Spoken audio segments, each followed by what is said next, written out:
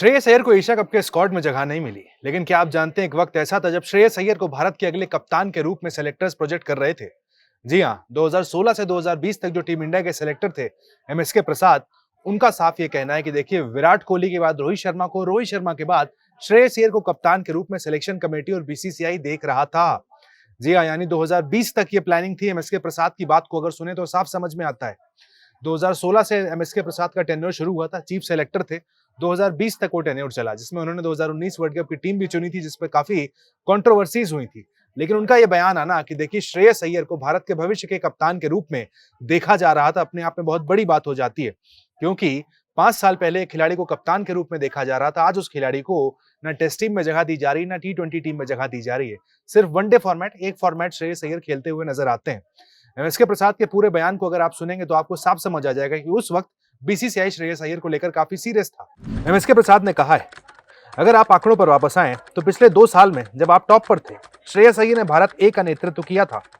मुझे लगता है कि इंडिया ए ने जो 10 सीरीजें खेली थी उसमें से हमने 8 जीती थी। अधिकांश में उन सीरीज में श्रेयस अय्यर टीम के कप्तान थे। उन्हें कप्तानी के स्पेशल रोल के लिए तैयार किया गया था। हमें लगा कि विराट के बाद रोहित शर्मा और रोहित के बाद आपको टीम का नेतृत्व करने के लिए किसी की जरूरत है। तभी हमने इस बारे में सोचना शुरू किया था। लेकिन श्रेयस अय्यर हमेशा ऋषभ पंत से कप्तान के रूप में एक कदम आगे थे। यानी ये बात एमएसके प्रसाद ने कही थी कि देखिए ऋषभ पंत के बारे में भी कंसीडर उस वक्त किया जा रहा था, लेकिन ऋषभ पंत से काफी आगे श्रेयस अय्यर नजर आते थे, क्योंकि वो इंडिया ए की कप्तानी उस वक्त कर रहे थे, जहां पर 10 में से 8 सीरीज टीम इंडिया जीती थी। उसके बाद दिल्ली की टीम में जाते हैं, आईपीएल में वहां पर कप्तानी करते हैं, टीम को फाइनल तक लेकर आते हैं।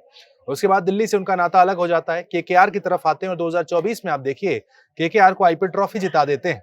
इसके बाद सैयद मुश्ताक अली ट्रॉफी खेलते हैं, वहां भी टीम को जीत दिलाते हैं। आईपीएल 2025 आता है, पंजाब किंग्स की टीम उन्हें अपने साथ लेती है, वहां पर भी टीम को फाइनल तक लेकर चले जाते हैं। यानी कप्तान के रूप में एक तरीके से कहें तो 90% से ज्यादा सक्सेस श्रेयस अय्यर ने देखी है।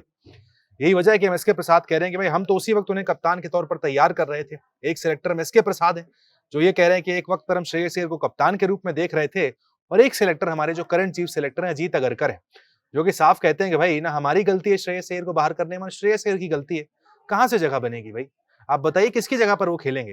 यानी बात यहां तक आ गई कि श्रेयस अय्यर को किसी यहां पर ये नहीं डिसाइड हो पा रहा है कि किसकी जगह खेलेंगे। यानी बाकी सारे खिलाड़ी इतने इंपॉर्टेंट हैं, लेकिन श्रेयस अय्यर सिलेक्शन कमेटी जो कमेटी है उसके सामने इंपॉर्टेंट नजर नहीं आते। यानी साफ तौर पर देखिए 2 अलग अलग सेक्टर हैं। एक एमएसके प्रसाद है जिनका कहना है वो श्रेयस अय्यर को भविष्य में कप्तान के रूप में देख रहे थे, और एक हमारे अजीत अगरकर हैं जो कि देखिए वहां पर टीम में भी नहीं देख रहे हैं श्रेयस अय्यर को। तो काफी ज्यादा चीजें बदल गई हैं श्रेयस अय्यर के लिहाज से देखा जाए तो।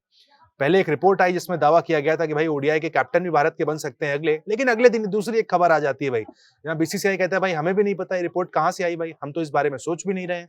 यानी देखिए ये जो रिपोर्ट थी कि भाई वनडे क्रिकेट में कप्तान बनेंगे, जो हमने कल आपको दिखाई भी थी, एक स्पेसिफिक पेपर की वहां पर वो न्यूज रिपोर्ट थी, उसका भी नाम आप स्क्रीन पर देख सकते हैं, लेकिन बीसीसीआई अगले दिन डिनाई कर देता है। यानी देखा जाए तो वनडे क्रिकेट में भी फिलहाल कोई जगह यहाँ पर सर्टेन नजर नहीं आती है श्रेयस अय्यर की। 30 साल के श्रेयस अय्यर 3 अलग अलग फॉर्मेट में देखा जाए कहीं भी परमानेंट नजर नहीं आते। 2 फॉर्मेट में जगह नहीं है, और एक फॉर्मेट जो वनडे खेलते हैं वहां पर भी देखिए कब तक खेलेंगे कोई गारंटी नहीं है। जिस तरीके से हमारे chief selector Ajit Agarkar, head coach Gautam गंभीर का बिहेवियर है, श्रेयस अय्यर के क्वेश्चन पर जिस तरीके से जवाब देते हैं, अगर वो वनडे क्रिकेट से भी बाहर हो जाए तो चौंकने वाली बात नहीं होगी। लेकिन क्या यहाँ पर राजनीति हो रही है श्रेयस अय्यर के साथ, ये सभी फैंस को लगता है, क्योंकि देखिए श्रेयस अय्यर कभी रिएक्ट नहीं करते हैं, हमेशा अपने बल्ले से, अपनी कप्तानी से, अपने फॉर्म से जवाब देते हैं। लेकिन इतना सब कुछ करने के बाद भी देखिए वो कहते हैं कि साहब नसीब का ही खेल है कि सब कुछ करके दे दिया, उसके बाद भी बीसीसीआई को मेरी याद नहीं आई।